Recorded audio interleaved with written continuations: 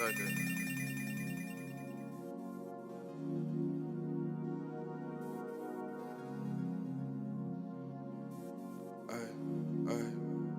Zan baby. You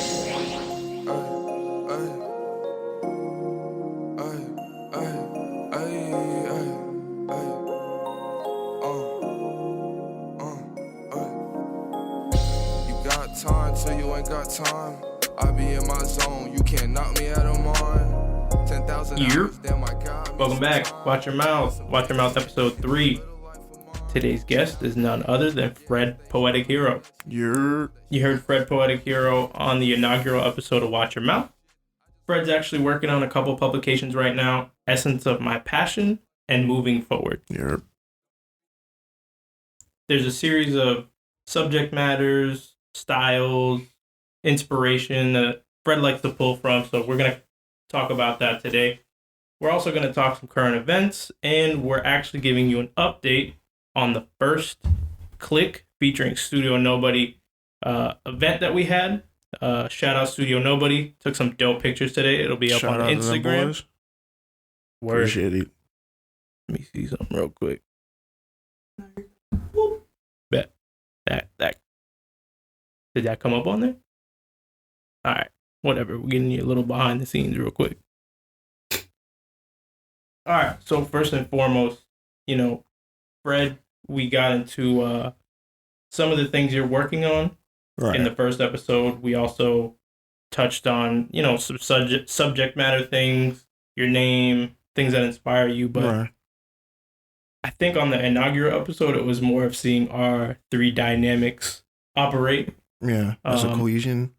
Yeah, for sure. But I also definitely want to get into like the crux of who you are as an artist, because I feel like throughout the time, throughout Clique, you're going to be a prevalent person that's in the mix. Right. So for people to get to know you now will be really nice. Right. So first and foremost, I'm not even sure if I've heard this story or not, but where did Fred Poetic Hero come from? I know that it took you a little while to find a name or a moniker to go by when you were writing. So where I ended up getting the inspiration for Fred Poetic Hero, it took a little while to come up with it. It made me I had to really sit down and talk to myself and try to figure out myself from that aspect, because this is some part of me. This is my work. Yeah. This is something that's residing in me. So it took me a little while. I had a bunch of names that I wanted to use, but I was just like, nah, I can't do the corny business like that.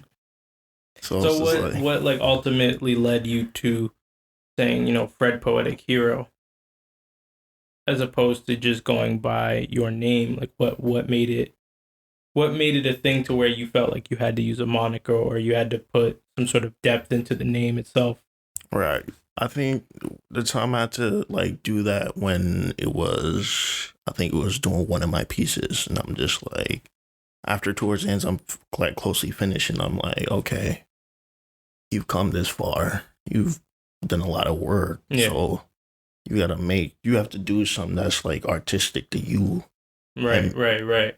In that factor. So it's I just sat down, like any other person, go through the dictionary, look up some synonym and antonyms and all other stuff, and just see what match in a way. Okay. And then it took me a few days, and then I just end up coming up with Fred Poetic Hero. Yeah. Oh, that's dope. So it was kind of like a stumble upon, but yet an organic way of creating a moniker for yourself that fit enough with your characteristic, but also your writing style. Yeah. I think that's dope. I really like that. I think going into the subject matter is important. If you haven't checked out Fred's work yet, hit him up, Fred Poetic Hero on Instagram. He's also on the publications page on clique.com, clique.the.mag.com. Don't want to be taking you to clique.com. Pretty sure that's a completely different Australian website. No free promos yet. But definitely, I think this is a big one. But how do you pick your subject matter? Because I know there's a lot of poets out there, a lot of authors that are very sporadic in what they write about, but you're pretty niche. Like I think your subject matter is very, very rich, and you're pretty sure about what and why you write about certain things. Right. How I usually choose my subject matter is through like situations. Sometimes I need a little inspiration, like anyone else does. So I usually go through a catalog of music, see what I could pull from, and just after that, just like everyday life, people experiences. I usually pull off of that more so like relationship issues. That usually happens. Right. How I get some of my inspiration and just conversation. Conversation. Yeah. So you think that everyday conversations with people or just hearing their trials and tribulations is something that you can become inspired from, and you think that's where you draw your inspiration the most from? Yeah. In some cases. I usually draw my inspiration from like music. Music? Yeah. That's dope. I think we definitely covered your top 5 on episode 1. If you didn't hear that yet, go check that out. Peep his top 5, my top 5, and David Young's top 5. We had a pretty good conversation about that, but I think we're gonna get into a deeper conversation about that today, because your top 5 and my top 5 are relatively similar when it comes to styles and who we like as artists in general, like how they carry themselves. Right. So take me through a regular day of writing, or what happens when you sit down and write a piece. Take us through that process.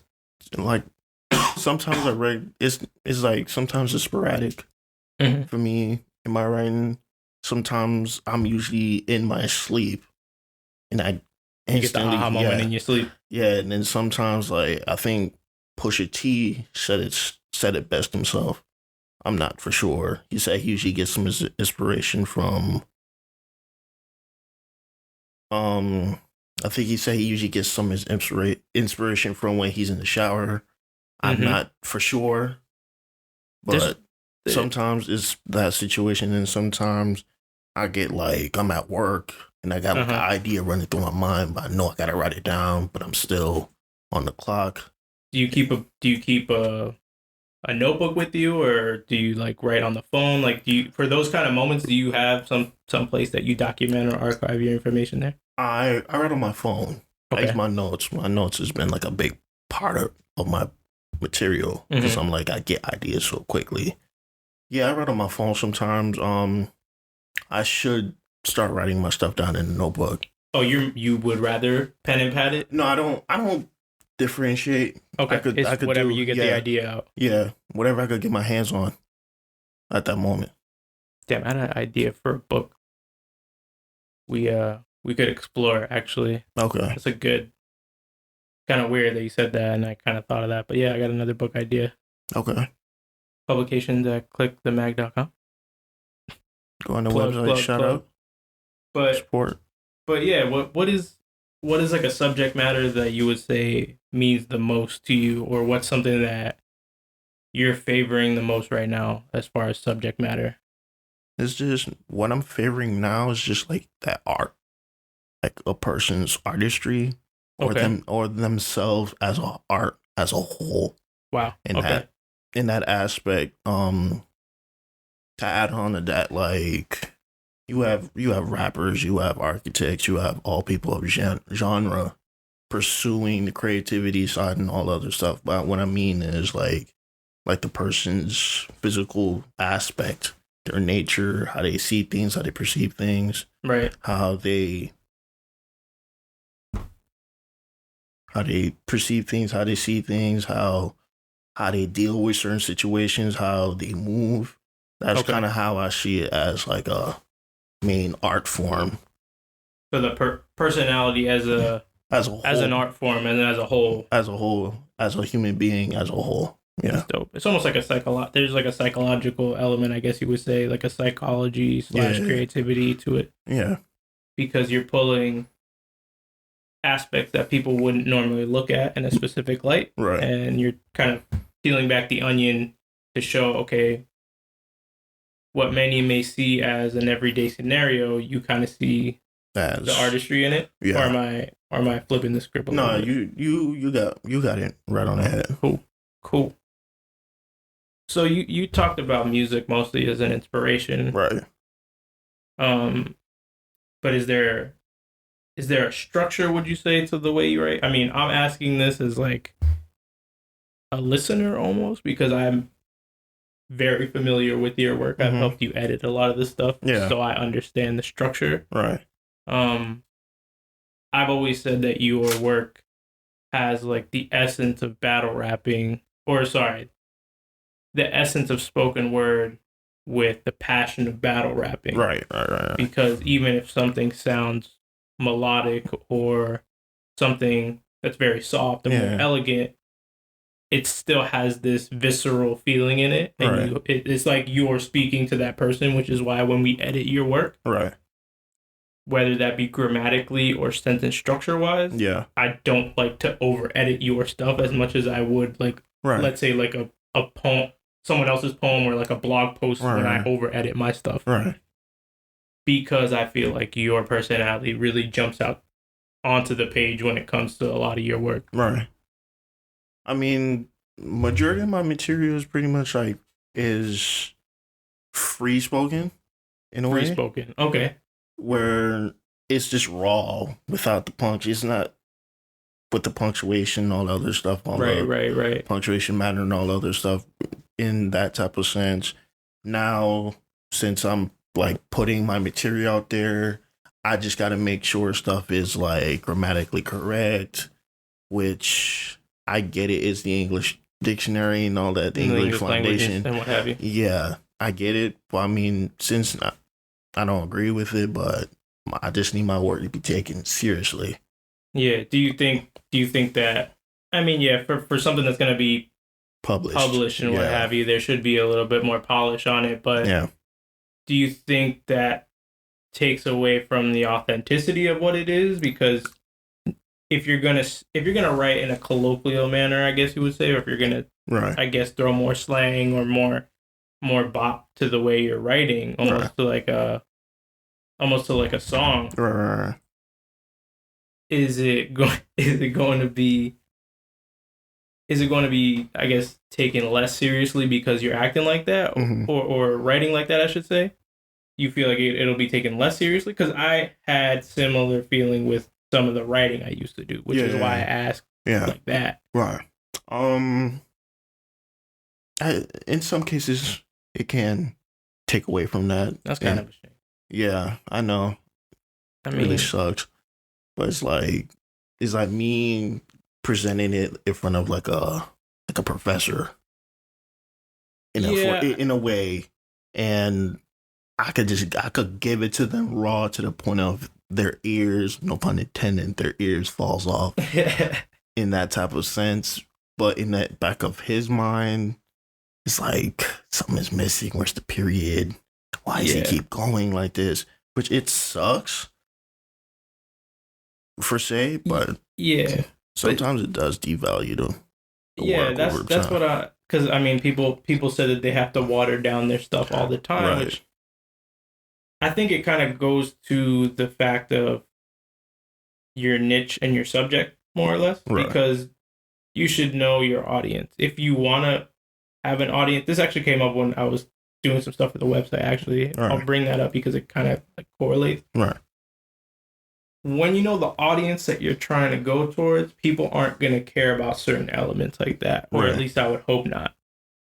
With a lot of the stuff that I was putting together or am putting together through Clique, a lot of it is not so polished and professional, and a lot of it is very polished and professional. So bringing those two worlds together, I had to, no pun intended, watch my mouth with how I said things, because I was very flippant, especially with titles and things that I wanted to put on the website, whether that be profanity or certain subject matters. But I don't think that's right, because you're then devaluing the product. I think you should go in, obviously, like, I don't want to see a run-on sentence that's 10 pages long. But there's little ways and means that we could definitely sit down as editor and writer, and try and kind of finesse the English language, as you will, with like different punctuations, different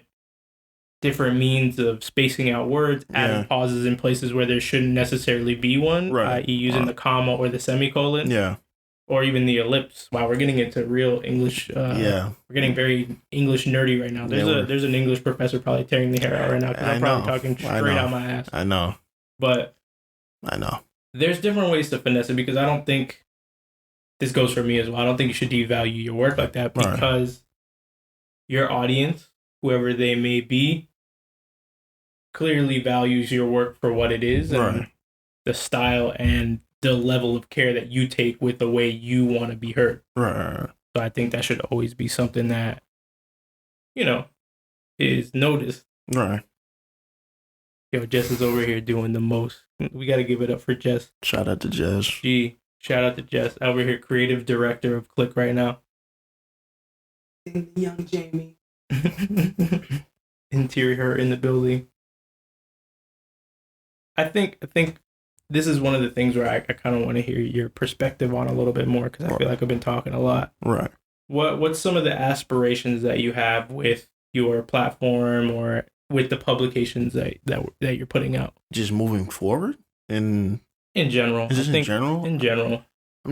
For me right now, I'm just being me in that type of sense. I'm just putting out my material. I'm not worrying about who sees it, who follows it. If it's relatable to you and you like it, go ahead, comment, do whatever you want. Yeah, like it. Subscribe, follow you. Yeah, do all of that. I mean, I'm just putting out my material just for me. It's just like a form of expression. Form of expression is form art for myself in that type of world. Do you think it's something that you need in order to fill a void or to channel energy? No, I don't. Or you just do it as a means of expression? I just do it as a means of expression for me. I mean, if I'm doing a book, now there's like levels and all the other stuff. Yeah. So, I mean. Did you ever think it would get to that point where you put things together in a book? Never. Why is that? For me, when I first started, I never thought I'd be writing a book. Never. Really? Because I hated reading. I hated writing. I just despised it at all. Like, it was just not my vibe. Right. And then, like, the more I got older, the more I got to understand. Yeah. The more, like, I just sat down with myself and said, yo,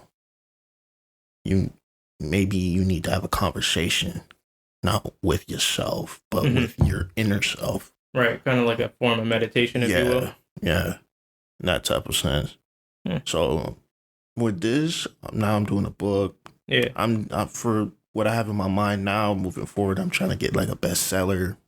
There you go, bro. There you go. Trying to do big. Shoot for the stars, bro. Ain't big. Yeah. High key. I love that. That's just my overall aspect. And if it touches someone in a good way and it moves in a positive direction, that's all I want. That's great. Aspirations is all we aim for. Yeah. That's, you touched on something that I never really saw writing as. I still am, but more so before, probably like around the time we first met, very big into writing. I never ever thought of it as a form of meditation until you said it now. Right. And it's probably something that going forward, I'll probably start doing more often because there's a point where you have to get certain thoughts down on paper. Yeah. Not necessarily to share it with the world, but I think if you're inclined to do the writing as a meditation, or if you're big into writing, writing as a form of meditation is interesting. I never thought of it that way. You have these constant running thoughts, or you feel anxious sometimes. It's like pretty much like clarity. It's like it's just straight clarity. Okay. You won't stress. Yeah. About another person's business because you got your own business to handle. You just don't stress about anyone. You just make sure you're good. I mean, it sounds selfish. Mind your damn business. It sounds selfish, but we need to be selfish. Yeah, that's something I didn't get until maybe about 2 years ago. And even then, someone were to ask you or Jess or people that are very close around me, I'm not selfish, which sounds weird for someone to explain themselves in like a humble way or whatever. I get that. Yeah. But like looking at a situation for not my benefit, but how it affects me is something I didn't really start doing until a couple years ago. Right. And most people would be like, what do you mean? So you just do things, even if it's like a negative for yourself? Like, what is that? And I never saw it as a negative. I always saw it as like, okay, someone needs a favor or needs help. Like, I have the ability to help that person. Why not just help them? Right. And I don't know. I mean, in that type of sense, yeah, you could help a person, but people have their ways to taking advantage in that type of aspect. Has that ever fueled your writing or your work? Like how people have affected you or how you feel, I guess someone is either stepped on your toes or like how someone's affected you personally? Have you ever used that as like some situations, not all. Mm-hmm. It's just like, if you move a certain way and I see it, I'm not gonna like be there for the end result. I'm gonna leave because I know as a person what I bring to any relationship. Yeah. Like a lover's relationship or friendship. Yeah, in general. Yeah. So that's very powerful, though. I don't think many people do that. A lot of people don't do that. No, they really don't. They stay. And they like succumb to the pain and seeing if they can make a way. That's sad, bro. Yeah, it's kind of sad. And it's one of those things where it's like you could be in a situation where you see negative aspects of someone else affecting you, right? But you're like, okay, maybe this person is hurt. Let me help them mend whatever issues they have, or maybe it's me putting a negative energy into the air, and then that's causing this person to do X, Y, and Z. Right, but you gotta understand though, in a situation like that, most people are hurt from their previous situation or previous relationship. Right. So when that occurs, they bring it to a new relationship or friendship or whatever it may be. Right. They bring the baggage. Yeah, with them, they bring extra baggage where you have to do the extra support in the baggage where you shouldn't be doing that because it's really not your baggage. Right. It's just the person's baggage that they haven't had the process of like handling it yet. Handling it and just healing. Just overall. People don't take time to do that. Nah, people don't do that. People got responsibilities and all of this stuff, so they don't really take their time for themselves. Yeah, we have a rat race society, so even if that means taking a second to just breathe, depress, and just relax. Yeah. Which is like stepping away from any issue or stress. It's like, okay, I got to keep moving. I'm going to take this stress with me from home to the car to work, and then get more stress at work. And then you bring it back home, so it's like a never-ending cycle. Yeah. So people definitely need an outlet to let the stress go. Right. I found working out has definitely helped me do that. Oh yeah, big time. Working out has definitely been, and like just the taking care of yourself aspect, because anybody in the situation that I've been in realizes you're overweight, and then you get to a point where one day you kind of wake up and you're like, I'm disgusting, or like, I don't feel good. Even in that sense, even if you don't, you don't feel well in the morning, you just sluggish. Yeah, slow. You start working out, push your body to a new plateau. Level. Like, can you do something that makes your body kind of like struggle, I guess, a little bit, and like break a sweat? Yeah. Feel a lot better after that. I feel like it's almost like a level of meditation. But, definitely dope conversations. Yeah. Have you ever, I mean, I don't know about if branching out is the right word, but have you ever thought of doing any other creative ventures or going into a different genre of an art? Seeing as you write about people's creative side all the time. I'm in the process of getting back into drawing. Getting back to drawing is dope. Yeah. It's been a real while for me. Yeah. So it's gonna be a little moment. Just gotta get back on that practice train. That's dope. When did you first start drawing, and what did you draw? First started drawing, I think like a few years ago. I'm like 25. Oh, where? Oh, it was like it was like recent. Yeah, I dabbled in it a little moment. I did like graffiti. Oh, what? Yeah, Dope. yeah. What? Yeah. Yo, that's dope. I didn't know that. Yeah, I did it for a little moment. I just stopped. Uh-huh. Just focus on the poetry and Right, get back to it like that and all the other stuff.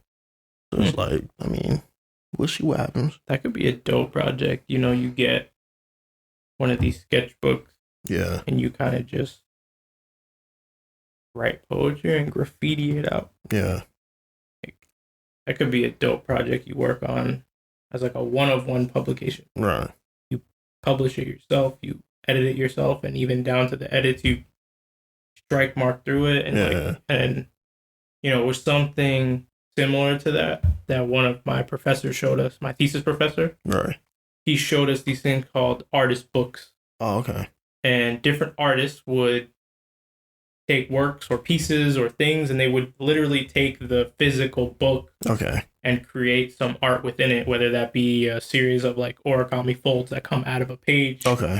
Whether the words be like twisted. Actually, Jess, can you pull a couple of those up? Pull a couple artist books for me, please.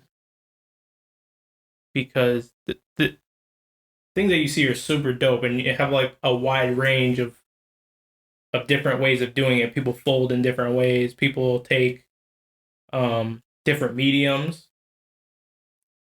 Yeah, like check that one out. Go to the little gun on the very far right. Yeah. Okay. Does it give you like a list of whatever it is? Like people are publishing books about anything. I saw a book when I went to the MoMA. It was a book of different sneakers, which we both have an affinity for. Okay. It's like a sneakerhead book. Right. But yo, look at this. Go down, please. To that black and white photo on the far left.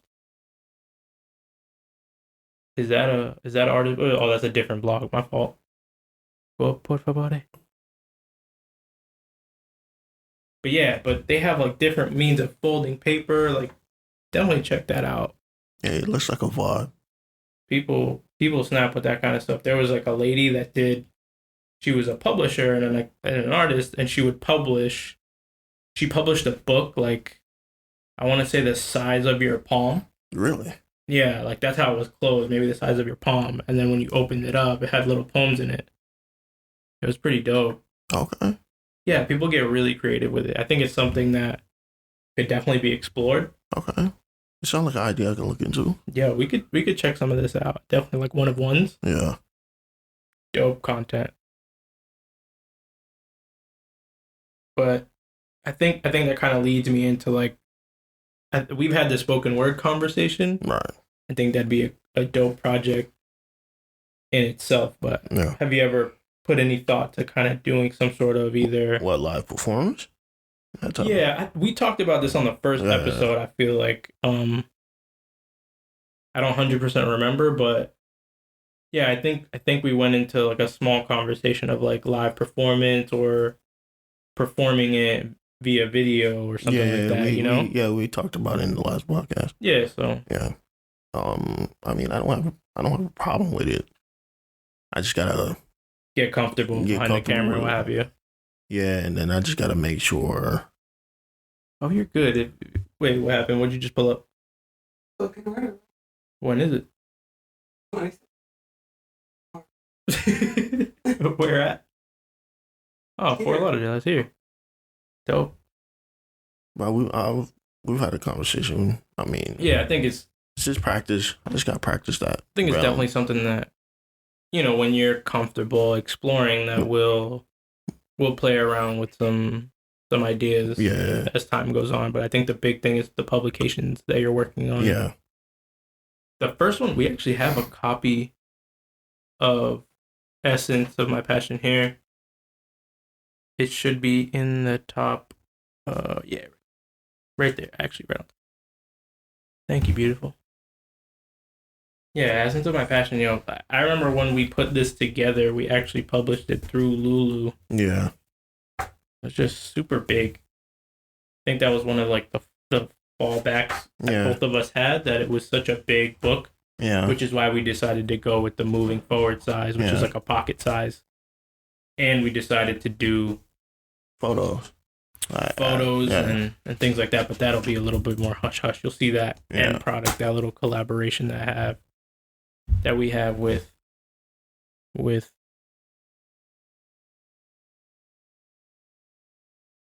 Studio Nobody. We'll definitely have to check a lot of that out. It'll be on the behind the scenes. Studio Nobody. Oh yeah, for sure. That's moving forward. We're gonna work on that one within the coming weeks. And Essence of My Passion, that's definitely something that we're gonna kind of work on as far as editing size and editing scale. But more or less, you'll probably be able to pick that one up sooner than moving forward. But I think putting them together is gonna be a dope situation.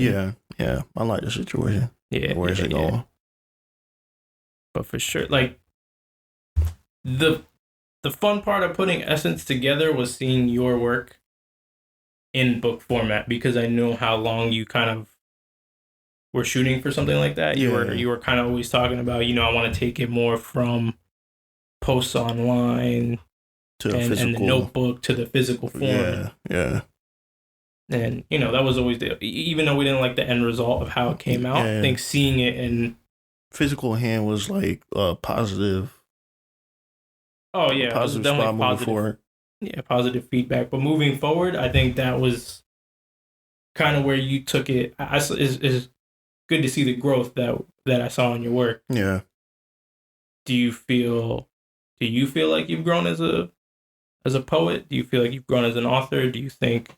Yeah, I definitely feel like I've grown as an author and a poet just from like my high school years coming up to this point. Yeah, I've seen the growth. People I've presented my material, I've seen the growth, and I've seen the growth in myself with it. Yeah, I like the direction that it's going. That's always good, and I think the fact that it's so authentic is why you get that constant growth. Right. Because a lot of the times when people put on a front or put on a facade about what they are and what they create, it, I guess, kind of comes back to bite them in the ass, because it's almost like when you tell a lie, you kind of have to constantly keep up that lie. Right. And therefore, you're constantly keeping up this facade of who you're pretending to be or the work that you're pretending to produce. Right. And what it's for. But I think it's a refreshing thing to see is someone that has your level of authenticity and putting it on the page how you decide to do it, because we kind of touched on it before, devaluing it so that people will respect it. Right. I think the internet age and the fact that we're in kind of a time where people are free to express themselves, I think will kind of destroy that whole notion of having to polish your stuff. Right. What's a piece that you're most proud of, I guess you would say, or like the piece of work, like as a creative, I'm sure there's a piece that you can say, that's my best piece of work. See, so funny. That's a hard one. Is it hard?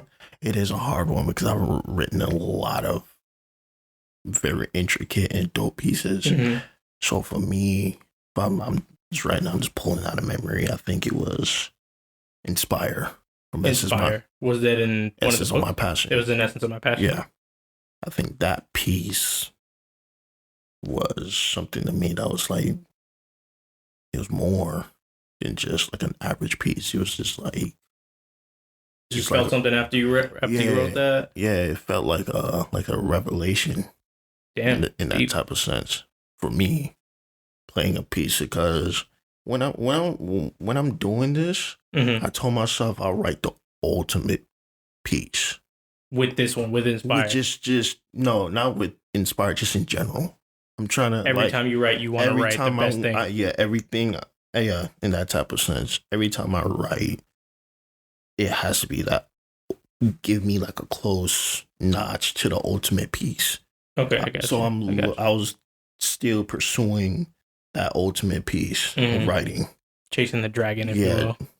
To that piece that's just like, it's just unforgettable. I mean, and all this other stuff.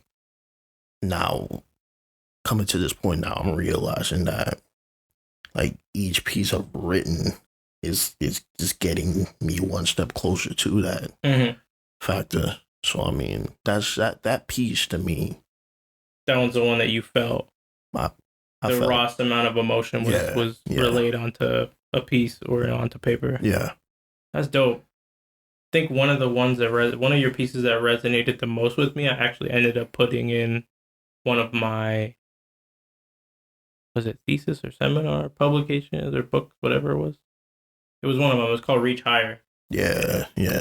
That was dope. Yeah. You know, you have like this self-aware, self-empowerment kind of touch to a lot of your work, and now it was kind of like you're able to motivate people outside of yourself, which, you know, is like holding a mirror to someone, but telling them they could overcome. Yeah, they could be their best selves they could be without. I think it's important for the time that we live in, right, for something like that, because there's a lot of negativity in the world, let alone on the internet, because people can say whatever they want and not even really be held accountable for it. Yeah. Which, you know, if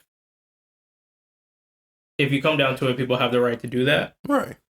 So, you know, whatever, they can do what they want, whether or not it's going to come back to hurt them and hurt them or better them. Like, that's on them. Right. The best thing you could do is kind of just keep pushing and creating, because clearly you're doing something right, you know? Right. Yeah. I respect that. Yeah. But is there anything from moving forward that, I mean, this is usually this question and this part of it is usually for artists that have something coming out right now, but is there anything that you want to share about moving forward as far as what people have to look forward to, or you know, the vibe or subject matter that they could look forward to with this? The vibe for moving forward, it's hard to explain though, because it's just, I'm not gonna say it's a lot. It's just, you just got to be tuned in, with yourself. I completely understand that. In that aspect of it, I mean, it's a dope book. A dope book. I can attest to that. I definitely read through it and edited it. Yeah. But yeah, I get what you're saying with the subject matter in itself. It's layered. Yeah. Very layered. I would say one subject matter that you touch on a lot is the dating or like love element, or the infatuation with someone. Where do you draw that inspiration from? Do you consider yourself someone that do you wear your heart on your sleeve a lot, or is it something where you just, that idea of a romantic relationship, is that something that you find interesting? Yeah, I think it's both for me. Okay. Sometimes I could wear my heart on my sleeve, and other times I have like a little obsession with the fascination. With like the idea of love. Yeah. Give or take. Yeah. I think it's an interesting subject, just because, you know, where do you draw that inspiration? Are you constantly looking for a relationship, or are you kind of one of those people that are looking for this right person or girl, and she just doesn't come up? No, in that type of sense. Because I mean, in that aspect of that, no, I don't constantly. Yeah, you're not constantly looking for that validation. It's just something that you're interested in. Yeah, it's something I play on. What happened? You good? All right. Anyway, but yeah, I don't know. Is that something that you find hard to do? Is dating something you find hard to do? Are you talking to any of these girls right now? It's not hard to do. It's just it's different now than what it was in that type of sense, because there's no like chivalry. Actually, I saw this on Instagram. Someone was asking if chivalry was dead or not. Yeah, it's like no more chivalry. It's not like opening the doors, making sure she's good, making sure you're hit her with a good night text, and all the other stuff. Making sure she doesn't like if there's like a puddle, you put your jacket there and she walk on it and all the other stuff. I mean, in that aspect, it's just that respect. Do you think it's dead for either side? Like did men's disregard for chivalry cause this, or do you feel like women just stopped respecting it, or it's like an equal playing field because it's like it's this straight disrespect on both sides from us as men, and then we bring it on to our boys that's in like committed relationships, and then you tell them this, that, and the third, they move accordingly without realizing that this person might be for them. And then on the other hand, for women, they've been to a lot of hurt for years. We've dogged them out, disrespected them in all aspects. So yeah, they end up turning into us more. You think it's definitely a male-dominated thing of being a piece of shit, if you will? Yeah. And women are probably tired of it. Yeah. Yeah. Can't speak to that. I'm a pretty good guy. Yeah. I'm not do my own horn, but I can't speak to that either. But I think it's one of those things where it's there's both sides of it, and whatever, dating style relationship people are in, it's like a stubbornness. Right. No one wants to move first because they're like, okay, that shows weakness, or that shows like I caved. Yeah. And that kind of goes into the communication of dating and in it, like, completely. So do you think with writing, you're kind of reviving the idea of chivalry, or does that like? I'm just trying to. I'm not reviving it. I'm just trying to breathe a little life it has left before it fizzles out. In that type of sense. I mean, that's positive. That's always good. It's hard. One of those things is hard to talk about dating, especially as someone that's engaged. Right. Congratulations to that. Appreciate it, dog. You're the best man. Yeah, no problem. Wedding. You already know. Well, fiance. Huh? Said you're the best fiance. Thanks. But like, seeing it from a perspective of like outside looking in, right? People have definitely said that it's a lot tougher now because of the way people act. It definitely is. Definitely is more difficult. Think you'll find your queen soon? We'll see what plays out.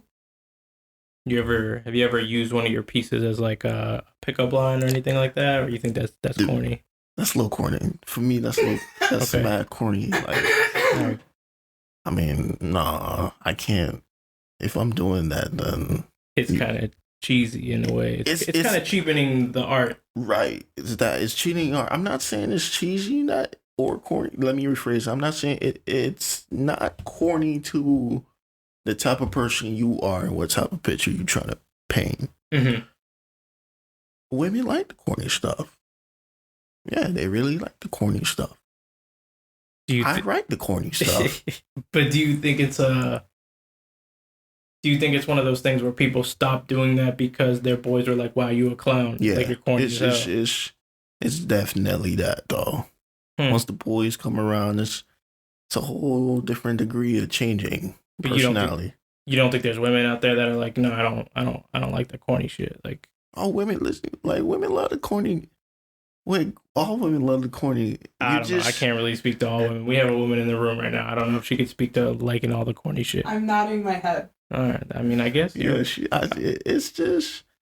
you may be a small selective, a small little population, right, of all women. So like, I don't really know. I'm sure there's people out there that are indifferent about it. Yeah, in that type of sense. But I mean, women have that wall when they first meet you.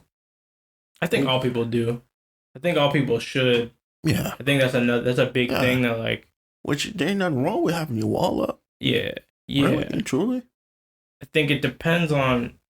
It kind of goes back to like your willingness to trust people and like kind of like spoke on Yeah, and be open. Yeah. being open and like able to be like, oh, okay, I'm willing to help someone even if it's a negative effect for myself. Right.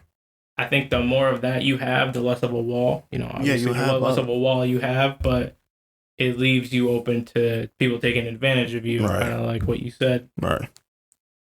But it's probably a better practice to keep your walls up and let people earn, Earn your trust and earn. like, your respect, if you will. Yeah. It's the same thing with any. It's the same. It'd be the same situation with them. In that type of sense. Yeah. But they kind of expect more out of you. What was that? Wait, what? They'll What did you expect they'll expect the same situation like that, but they'll expect more. You're saying they'll like if you gave. Let me rephrase that. If you gave them like your trust and all that other stuff, and you break down the walls, and it was on to if it's the same situation on them, you have to gain more of a higher level of trust because it's off rip. They're not gonna show you the same equality in a way. I feel you. Yeah, I get what you're saying. What you're saying. It's equal energy.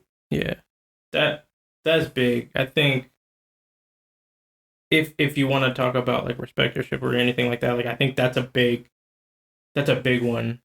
Like keeping the same energy type thing, or like if you bring a certain type of energy or vibe into like a situation, like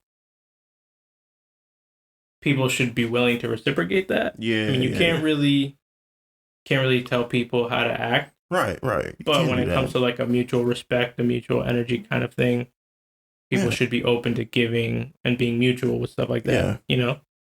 But it takes a special type of person to do that in that type of sense. No, it does. In any situation, that could be like an employer, a friend, a colleague, you know, someone that you're working with, collaborating with. Yeah. It's hard to find people that you can work and mesh well with. Right. I find that to be very, very difficult. I think there's a handful of people that I can say, if I'm going to sit down and work on something, or let's say build something together, whether that be like a piece, a work, publication, whatever. Right.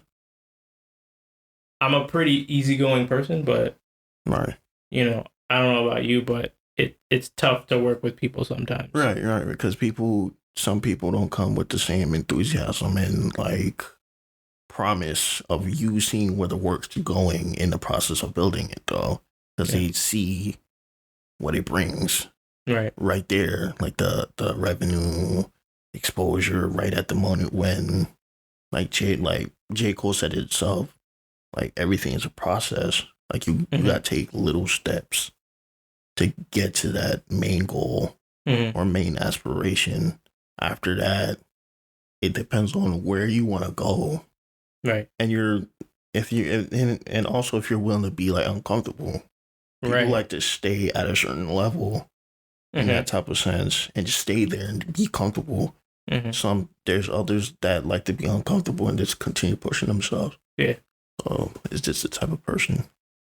Could be also how you see failure too. Right.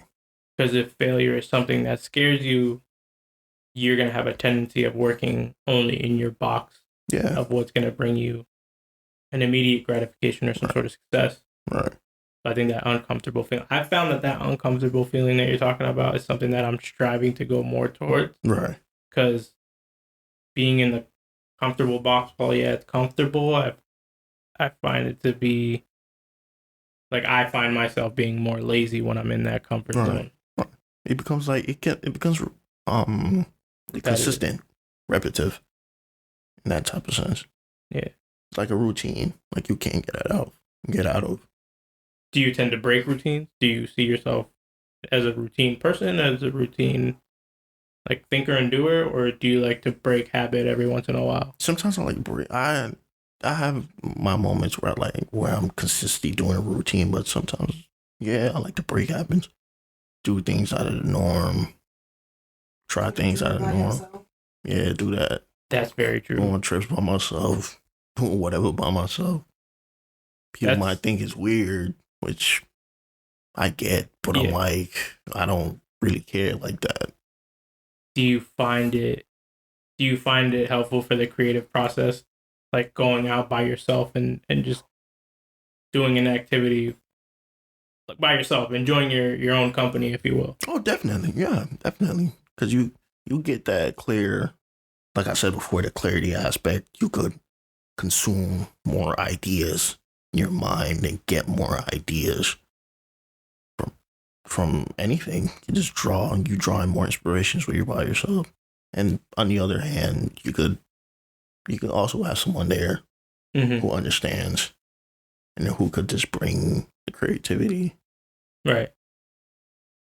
People watching is the best inspiration. People watching is the best inspiration. Yes, She does have a point on that. Do you feel like I don't know how to word this without it sounding stupid. Do you feel like you get more out of your day-to-day because you're able to process your surroundings by yourself without having to worry about how the person next to you is feeling? Or, you know what I mean? Like, you're going to go out to a dinner, you can experience the scenery of the restaurant. Like, if you're saying you go to a dope spot, you feel like you can enjoy it more or get more out of it without maybe having someone there per se that probably doesn't like that type of food or doesn't really feel like going out or is in like a curmudgeon mood. No. You're just there for yourself. You're kind of just taking it in, just being present. Just being present for the moment, just taking for the moment and the energy for what it is and what's presenting in front of me and that type of stature and all that other stuff. I mean, I don't have a problem with the person coming with me and being there. I don't have an issue with that. Right. You're just able to enjoy your own company. Yeah, in that type of sense. Have you always been like that? Is that something that you were always like? Like, were you always like that as a kid? Or was it something that you had to kind of grow on? Like, you had to kind of have that conversation with yourself in order to be comfortable like that? No. I've always been the loner fella. Yeah? Yeah. The lone wolf in the pack. Uh-huh. That stays back and does what he needs to do and all of this stuff. So, no. But, I mean, now understand, like, I'm getting older. And you're going to have to build relationships. Yeah. Yeah. So, I'm slowly but surely getting there in that type of sense. Do you feel like you're rushed in order to do this? Or do you feel like people put pressure on you? Like, hey, where's your significant other at? Like, no. I mean, people aren't rushing me. No. Nor do I think your personality will allow someone to rush you. No. My personality's a lot. to give it all we the take way. you out, bro. You are. My personality's a lot. I mean, it's gonna take that real special person, like. Especially your humor, bro. Yeah, to calm me down. We take you out, bro. Yeah. You are snapping. Fred is the best person that people watch with. Y'all be hearing him on here all nice and tame and what have you. Wait till he busts out a good joke. You're gonna roast your whole fit. Watch. Yeah. But I think that one of those abilities, that like ability to roast or ability to crack on people, it comes from a sense of self-awareness. If you're able to crack on it and take the joke too. Yeah. Because there's a lot of people who know how to roast. You can't just like disrespect somebody and not able to take it back. That's ludicrous. That's ridiculous. I feel you, bro. Where did you get that like ability to roast, or like where did that start? Oh, that starts from a lot of BET. A lot. And a lot of Martin. Yeah. And a lot of Bad Boy. A lot of Bad Boys. Damn, so you're like a Bad Boys fanatic. Yeah. Have you seen the new one? Yeah. How was it? Fire. Fire? Fire. All the way fire. Definitely going to have to check that out. Definitely have to go see that. It's very fire. So are you a Martin or Will kind of guy? I'm a both type of guy. You think both of their comedy is equally as funny? Yes. No. Jess is shaking her head no. She thinks there's for sure a better dynamic. Whatever. You speak your opinion. Speak your opinion, girl. Speak your mind. It's okay. It's your platform too. I can't. No. I mean, for me, like I don't discriminate. Certain movies he got it. Yeah. Other movies, Yeah, but I feel like people downplay Martin, like you're saying, like people be hating on Martin. Martin's mad funny. Yeah, he is funny. He has his moments. Yeah, since he's You can't forget about him. yeah, you can't forget about back in the day, Martin and all the other stuff. No, that's a good point. You say back in the day, Martin. Do you think there's like a lack of historical understanding with stuff like that? Especially, I guess let's stay on comedy. Do you think there's a lot of people don't appreciate things because it's old? They're not as what's that? It's old in that type of sense. People don't appreciate it. Yeah, I guess, or they don't understand the historic relevance of something. Oh, okay. I mean, yeah. How did we forget Big Mama's house? Damn, I didn't forget that. You're the one that's saying over here, like, no, there's a distinct difference, bro. That's what I'm saying. Like, that's like I said before. Mama. Come on, fam. Like I said, he had movies that he really hit the mark on. So I'm not discrediting the fact that he's not funny. He's hilarious. Blow that up a little bit. Like, make that bigger. Let's see. Let's go through his whole catalog. Yeah, blow that up a little bit more. Because he even has his stand-up on there. Death at a Funeral, fam. Hilarious. That was Cat Williams, right? Was that Cat Williams in it? Just hit the IMDb thing. Yeah. It was. Bruh. Yeah. Hilarious movie. It's definitely a classic movie. Was that? Who else was in that? Dude, there's so many like classic movies like that. Kevin Hart was in it. Yeah. Even before he was named. Was that beforehand? Because when did Soul Plane come out? Click on Kevin Hart, please. Yo, people be forgetting about these movies. See? Like, I think if I were to rank my favorite comics from back in the day, Bernie Mac is on top right there, bro. Bernie Mac, definitely hilarious. He has this bit about him raising his three kids, nephew and niece, or his nephew and two nieces. Oh, okay. R.I.P. to the GOAT, bro. Bernie Mac, hilarious, fam. He had this one. He's just talking like, I want to get some milk and cookies, bro. This man was too funny. Check that out for sure. I'm definitely gonna do that. Definitely will. Do you have a lot of points in a lot of the work you do, and it's about I don't want to say sad topics because love is not sad, but there's definitely some elements where you touch on topics that could be seen as more deep or darker. Do you ever pull from a comedic standpoint, or do you ever try to laugh at situations that could be usually deemed as dark? Sometimes. Some situations I could pull from. Comedians, nah. No, not comedians. I haven't pulled anything from a comedian yet. I've never traveled in that type of realm. Maybe it's something you explore. Probably. Who knows? It sounds like a good idea. But yeah, the Martin catalog is strong. Go back to that, please. You do not mind. The Martin cat. So Death at a Funeral. What else was the other one? Death at a Funeral only had 5.5 stars. Get out of here. Death at a Funeral. A bunch of his stand-ups. Bad Boys 2. Bad Boys 2. Big Mama's House. Bro. 1 and 2. Bam. Welcome Home, Roscoe Jenkins. Bam. Yeah. Bruh, bangers. I told you. Bangers, hit after hit. Yeah, his catalogs are like legendary. House Party? Damn, come on, bro. 1 and 2? Or just 1? What's the animated movie he was in? Open Season. Bruh. Well, see? Sleep. People are asleep. Was he the bear? Yeah, he had to be the bear. I think so, yeah. Check on the IMDb. But anyway, like I think that kind of goes back. Do you think it's like a historic relevance thing? Like people forget about stuff like this, so they automatically go to like, oh no, like Will is better because he has more cultural relevance, if you will. Yeah, I think it's just like a lack of information, a lack of knowledge. A lack of knowledge. Yeah, there's a very lack of knowledge. And today's age, because they tap on like the era 2000, 2005 for inspiration for fashion design and all that type, which there's nothing wrong with that, and bring it to 2000 now, 2020, and all the other stuff. Yeah. But they forgot some. May forgot the legends. You know what I think it's weird though, because like the big fashion statements are like vintage clothes and Right.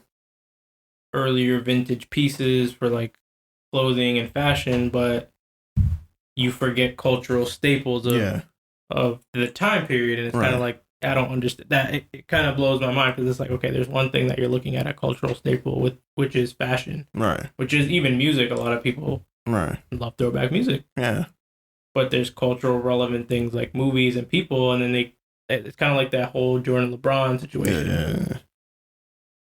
I don't know. I'm not too versed in basketball enough to even go through with that argument. I know you ball. I mean, I ball. I see games here and there, and I see a few players, but I just don't. I don't like getting into those type of topics.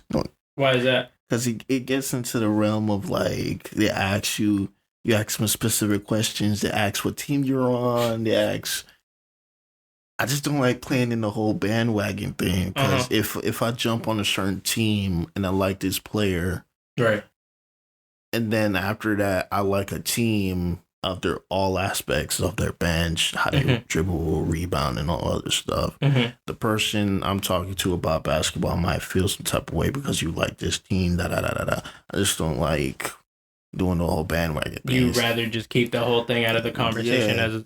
It makes the conversation more better. It keeps it more fun, because it's just like, I'm not stuck on this one team. If they lose, da da da, and then it just becomes like a whole kitty little fight, and I'm like, so it's for the love of the game more. Yeah, you like who you like. We went through your top 5. Speaking of going on teams, we went through your top 5 artists that you felt of all time, or top 5 rappers of all time. Right. Not necessarily that we need to break that down again, but those specific artists, do you have any song that you listen to in particular, maybe on loop, or artist on loop, to get you in the mode to write? I think Big Crit. Big Crit? Yeah. Some of his work. I think Cadillac, one of his singles, I get my inspiration from. Okay. Crit's got bars. You heard the new album? Who? Crit. Crit had an album out. New one? What the name of it? I think it had to be 2019. Could have been 2020, but he had his album come out. I'll tell you right now. Give me his third album? Oh, okay. He had 3. Ooh. 3 come out 20? Jeez. Ooh. He's working, bro. He always working, man. What are they? Crit is here, Trouble in Paradise. Bruh, fire.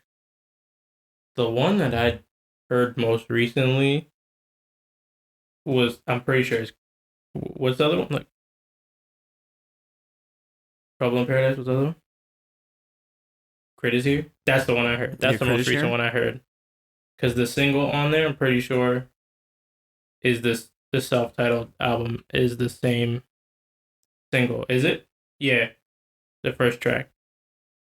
That went hard. Right. We don't have to play it. It's all good. But yes, I draw some inspiration from Big Crit. Also draw, you know what's so funny? Also draw some inspiration from like some R&B. Yeah. Type of, I sometimes I'll be drawing some inspiration from Bryson. Bryce Tiller? Yeah. That's dope. And sometimes I'll be going to get a little litty and a little, I do me some little, young ma. Mix. Okay. I see you. Do you kick us some R&B game, because I need to be put on to new R&B artists, because it's been a while. Diggy Simmons. Diggy? Yeah, Diggy. Word? Diggy. Nah. Yeah, For Diggy. real? Yeah. He fire. I'm not gonna lie. Damn, that's dope. He got a little album, Diggy Simmons. Yeah, Diggy Simmons. Yo, just gave you a look. I know. That look But watch. He does Give have it a week. I'm gonna hear a bunch of Diggy Simmons coming out of the bathroom as soon as she coming out the shower and what have you. Sir. Okay. Kendrick Lamar. Him. He's pretty nice with it. Like I said, Bryson Tiller nice with it too. Daniel Caesar. Jess is over here. Okay, so we already know Jess is gonna be within the next week. Jess will be listening to Diggy Simmons and Daniel Caesar for sure, and her. Okay. Dope. She a vibe. Jehovah. Yeah, Tiana Taylor. No, she. No, I'm asking. I'm saying another artist. Bro. Yeah, Tiana Taylor. Yeah, she. Yeah. What? She's that. Why'd you do that to me like that? But yeah, Tiana Taylor was the last. Yeah, she fire. She definitely fire. That was the last R&B. I think Danny Lay. Damn, okay, you kicking a lot of game to it right Danny now. Lay, Definitely have to keep all these. Yeah, she fire. She up there. Oh man. Just put R&B after it, dog. Yeah, Danny Lay, she fire with it. Who else? Wait, she's R&B? I thought she was a rapper. Yeah, she R&B, y'all. Oh, she's Dominican. What? Yeah, she fire. Do these different genres get you in a different mood depending on? And I think, you know what's so interesting though? Solange. Yeah? Solange. Oh, yeah. She definitely. Oh, yeah. She definitely fire. What do you mean? My God. Yeah. Jess has a girl crush. Yeah. Yeah, she's the one who did the Kiki. She the one who won. For real? Yeah, she the one who won the whole thing. I think I know one of her songs. Is one of her songs? What's one of her songs? I'll look it up later. I'm pretty sure I know who this She have is. a song like called Baby or something? Damn, no, it's not this person. Mm-hmm. Oh no, fam. She did a remix to that song. She did a remix to that song, didn't she? Yeah, little. No, I know my guy. I know this song. Little baby, pray your ties sweat. Yeah. That song played a lot in this apartment when that song dropped. Wow. Really now? Yeah, it did. I mean? No. That's why I know that song. I was like, yo, why she look so familiar? That song played a lot in this apartment when that song dropped. Summer Walker. She fire. Okay. She fire. You know what? I may have to give Danny Lay a second listen at other music. And Alicia Keys. Are you sure that this is R&B? Yeah. She's definitely R&B. Yeah, I've heard other people talk about her work. Her appearance is not. She with Usher. It's R&B. Yeah. It's certified. Yeah. Wait, what do you mean? She has a song with Usher. Yeah. Oh, I was like, that's cosign. That's a cosign. Oh, the appearance. R&B cosign. You get a cosign from Usher? I think you're. Yeah. You're set. I know the image that the internet knows her by that picture. Yeah. Because that's her album cover. Yeah. That's right. Okay. I mean, what you see here is not. It's not the brightest of photos, brightest of pictures, but yeah, she fire. Dope. Vintage. Alicia Keys. Okay. Alicia Keys. Don't let Swizz Beatz hear you, bro. I ain't worried about that. Shout out to Swizz. Shout out to Swizz, bro. Do you think depending on what you listen to, I mean, does it get you in a certain mood? Like when you're gonna write something? Yeah.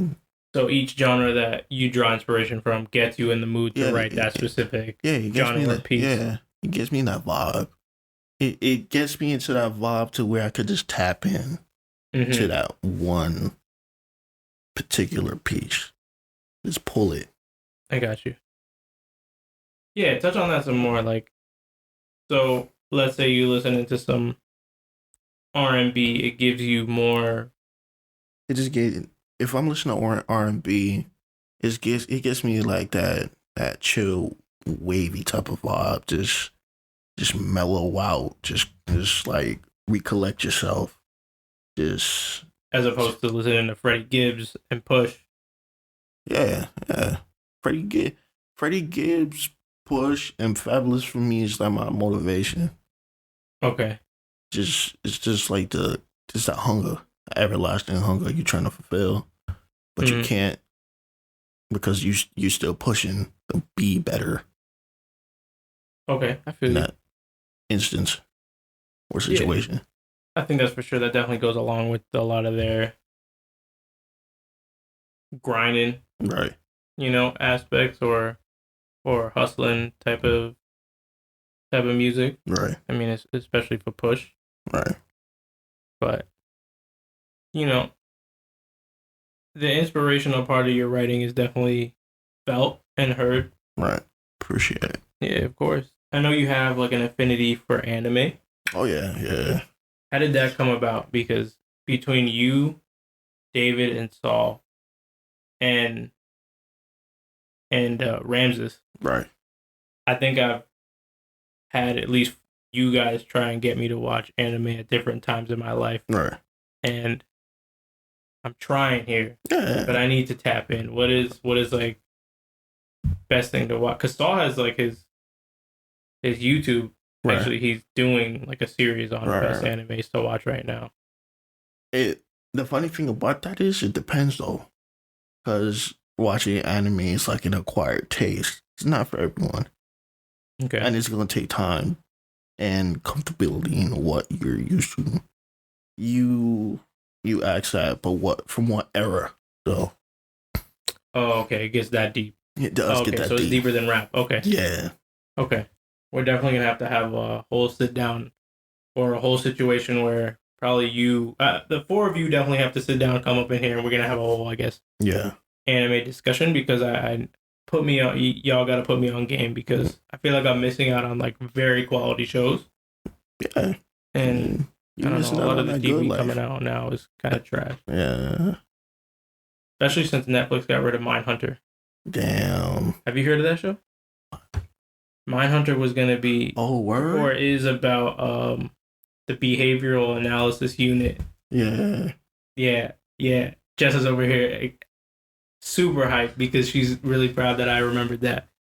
Jess is into like true crime. If you listen to Watch Your Mouth episode 2, you would know a little bit about that. The whole true crime aspect of it was super dope, but I like the psychology aspect of it. Right. It was kind of like why people did or why people committed the crimes that they did. Right. Psychologically, like what pushed them to do that. Right. Super dope. I like to like analyze and nitpick that about people and why they do that in general. Like why a certain person may create a genre of art. Right. It's interesting to see. Like, is there anime like that that's like psychological? Yeah, I think you like Death Note though. Yeah, I think you like that. What's that? Yeah, I think you like that because it's like that type of realm and that type of genre and realm. That's one of the few ones that I could say the live action one was trash. Wow. The live action was trash. Yeah, they kind of. And that's coming from someone that doesn't watch anime like that. Right, I get that. I mean, I respect that. Are there other shows or movies that you have on tap or that you watch heavily other than anime? No, not like that. I mean, that's the only type of genre of show that you could say. Yeah, I like. We have my moments. You know, watch a little MTV Jam, all that other good stuff on MTV Jams. Yeah. Still. Yeah, you have to buy a special cable package for it. Yeah, it's still come on that Comcast joint. Yeah, fire. Yeah, that's where you get to meet and see new artists. You don't get to see as much. But yeah, I feel like Spotify killed that. Yeah. Spotify killed the whole MTV Jams thing. Well, no, it's still not. It's still. I can't say Spotify. I feel like the whole playlist thing. Yeah, it's still going. But like for them to have it on like a regular cable package was definitely like oveyed by like the general streaming platforms because people put their new music out. That's how they drop it. They drop it on a playlist and it's curated by whoever that that playlist is. All right. But yo, MTV Jams was dope. Yeah, it was. That was literally like the playlist. Yeah. You just threw that shit on and that was it. Damn. We covered a lot of this stuff. Covered a lot of this stuff in the first episode. I got you. We covered a lot of it in the first episode, but we were talking earlier in the car Right. about there being a space force. Yeah. Elaborate on that. Apparently, Jess, can you look this up? I don't want to put, as much as I really don't mind looking things up. You know, who cares about putting conspiracy theories out there? You know, there's plenty of them, so why not? Let's see. New Space Force logo. Star Trek fans are not. What does it say? Are not happy. But what is it like? What? You can't tell like United Star States, Trek. United States Space Force, Department of the Air Force. Yo, Air Force is lit. Fam, apparently they pay the most, or they pay the highest. Space Force. So if I wasn't so fat and blind, I'd definitely join the Air Force. So what happened with? So if that's is that happening? What happened with NASA though?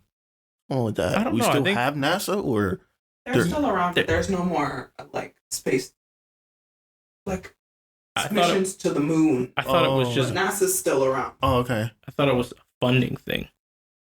No, Trump turned into All an jokes actual. aside from the whole Space Force thing, yo, shout out to the military, fam. Yeah, shout out. They have been really like. They have a website. The Space Force. I mean, doesn't every branch of the military have a website? Wow. Maybe your purpose on this planet isn't on this planet, fam. They're going out there. That tagline. Yeah, I'm not gonna lie, that's a bar. But like, what do they do? What do they? Yeah, what is is it like a purpose, cyber though? thing? Is it? I mean, obviously, I'd be very surprised if there was dudes like on the moon. Years? It's probably something with satellite protection or something like that. It's Yeah, got I to think be it like a has something to do with, cybersecurity. Like the space station, maybe stuff like that. So it's like a job, like a.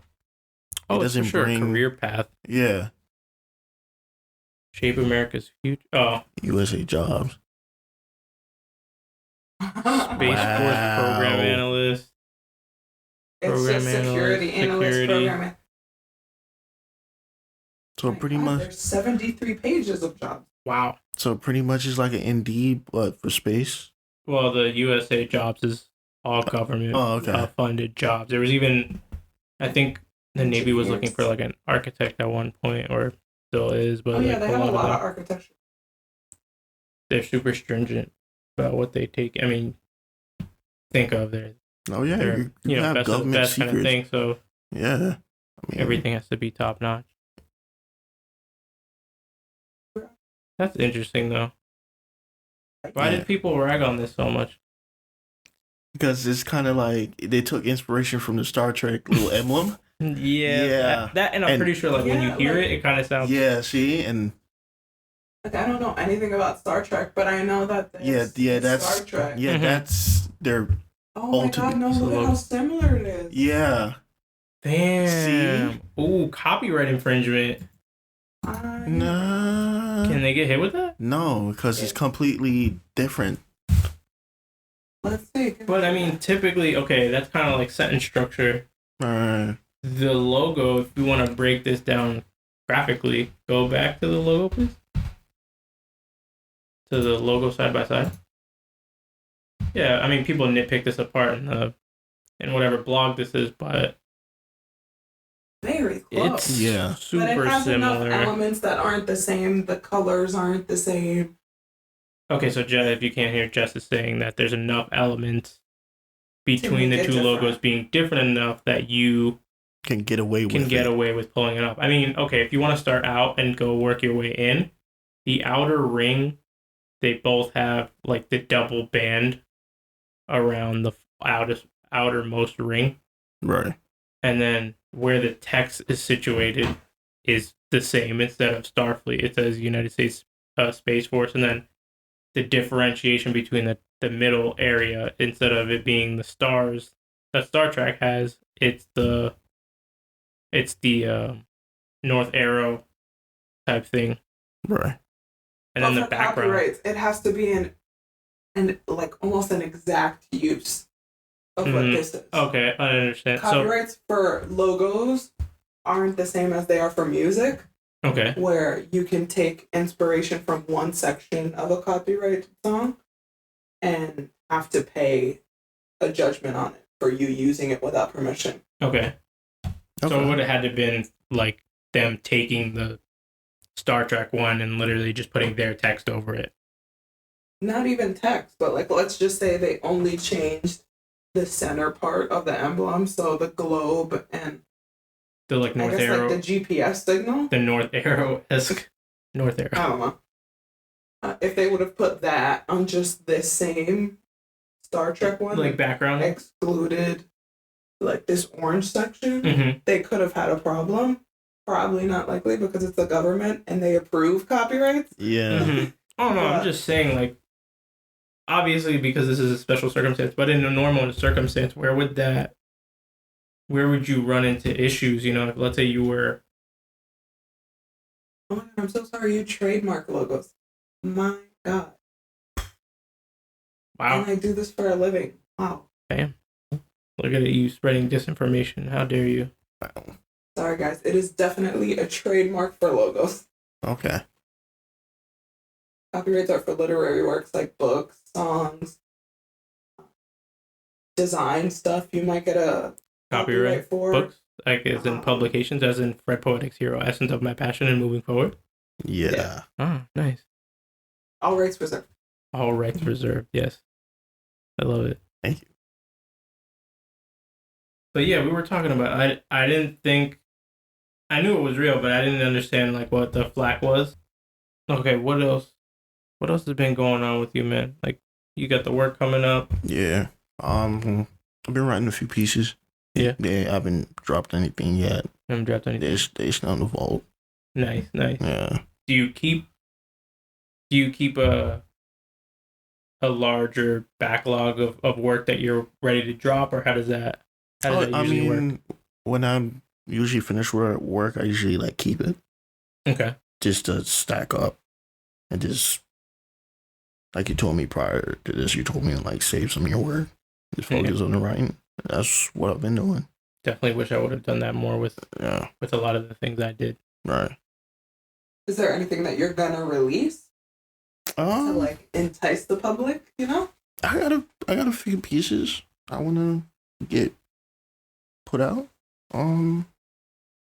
Yeah, that's dope. Let us know when you're gonna drop those, because I got you. I got a couple pieces I finished. Like You Are an Art Form, I got that completed. Your Whole Vibe, I got that completed. Damn, you got a whole vault, bro. Your Heart, I got completed. Goddess, I got completed. Damn, okay. So you in a pocket right now. Yeah, I'm in a very good pocket. I got a piece called BYG completed. Acronym for that one is Black, Young, and Gifted. Dope. And I got another piece called Abstract World. I got a lot of pieces done. I just haven't dropped it yet. Fire. Dude, I love it. Can't wait to see more of the work. Yeah. Once again, Fred Poetic here on Instagram. Check his work out. Appreciate it for having me. Sand baby. Thank you for joining us, bro. You know, as always, it's always dope to see your work. Much Appreciate love. you. Catch Fred on the first episode if you haven't heard it yet. Catch him on Instagram and catch him on the website. Appreciate the love and support. Thank you. Bet. Alright, as always, be easy. Keep creating dope shit. Peace and blessings. We out. I learned some big shit in this little life of mine. Nowadays in the gas station by a Dutchie, I roll that shit up. I might flame that bitch in public. Fuck that love shit. I just want me some cutty. Like, nah, bitch, I ain't your buddy. Body hot, no fever. Whole club get the shaking, no seizure. YOU and G been ballin' hard up in the bleachers. On 10 beans, almost crashed my dad's Beamer. Kilo, it can't get no deeper. Red eyes, I ain't talking Joey Wheeler. On my days off, young nigga Ferris Bueller. They say you got time till you ain't got it. wasting none of it. And when it come time to eat, I'm quaffing up some quick. Patience key. I've been unlocking, locking shit. Or fish shit. Catch a glimpse, then I dip. They say you got time till you ain't got time. And I know exactly what I gotta do with mine. 10,000 hours, damn, I got me some time. I learned some big shit in this little life of mine. In this little life of mine. Took some wins, took some losses. No Jesus peace on my neck, but I be carrying crosses. My swag wet, ayy, wet, wetter than your faucet. I be in the cut, corner right beside my pocket.